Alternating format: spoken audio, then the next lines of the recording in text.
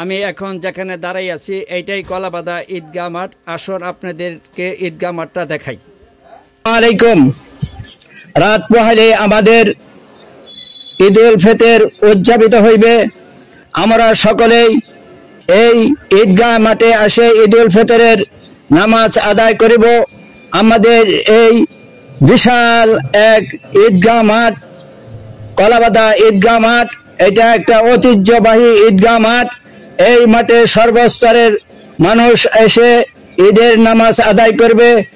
অন্যান্য বছর থেকে এই বছর এই ঈদগাহ মাঠকে অত্যাধুনিকভাবে খুব সুন্দর করে এই ঈদগাহ মাঠ সাজানো হয়েছে। আপনাদেরকে সকলকে এই ঈদগাহ মাঠ ঘুরে ঘুরে দেখাইতেছি কেমনে এই ঈদগাহ মাঠ সাজানো হলো, এবং এই মাঠে সুব্যবস্থা আছে নামাজের জন্য।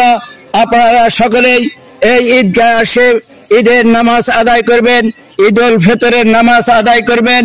সকলকে আনন্দ উৎসাহ দিয়ে সকলকে এই ঈদগাহ মাঠে নিয়ে আসবেন। এই ঈদগাহ মাঠ এই বছর যেভাবে সাজানো হয়েছে, যে অত্যাধুনিক ভাবে মনে হয়, আর এই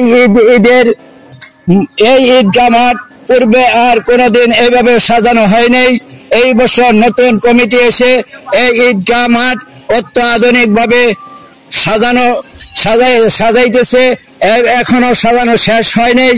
আপনারা সকলেই খুব আরামদায়ক এবং আনন্দের সহিত এই ঈদগাহ মাঠে ঈদের নামাজ আদায় করতে পারবেন, এবং সকলের জন্য এখানে সুব্যবস্থা আছে, অজুর ব্যবস্থা আছে, সব পানির ব্যবস্থা আছে, আপনাদের নামাজের ব্যবস্থা আছে। আপনারা আপনাদের আনন্দের সহিত সুব পরিবেশে এবং সুন্দরভাবে এই ঈদগাহে ঈদের নামাজ আদায় করতে পারবেন।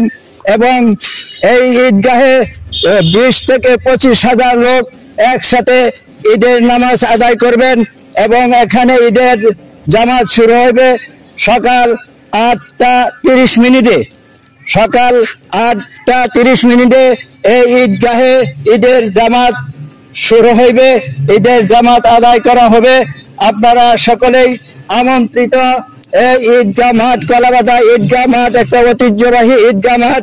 এখানে একসাথে 25 থেকে 30,000 মানুষ একসাথে নামাজ আদায় করতে পারবেন।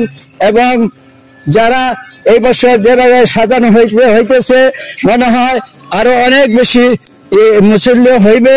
আপনারা সকলেই সকালে সকালে আসে যাবেন। যদি দেরি করে আসেন তাহলে আপনারা হয়তো ঈদের মাঠের বাউন্ডারির বাইরে রাস্তায় দাঁড়ায় নামাজ আদায় করতে হবে। আপনাদের সকলকে জানাই ঈদের শুভেচ্ছা। ঈদ মোবারক, ঈদ মোবারক। আগামীকাল রাত পহেলেই ঈদ উল ফিতরের ঈদের নামাজ শুরু হইবে। ঈদ মোবারক, ঈদ মোবারক। সকলকেই ঈদগাহের পক্ষ থেকে সকলকে জানাই ঈদের শুভেচ্ছা ও অভিনন্দন। ঈদ মোবারক।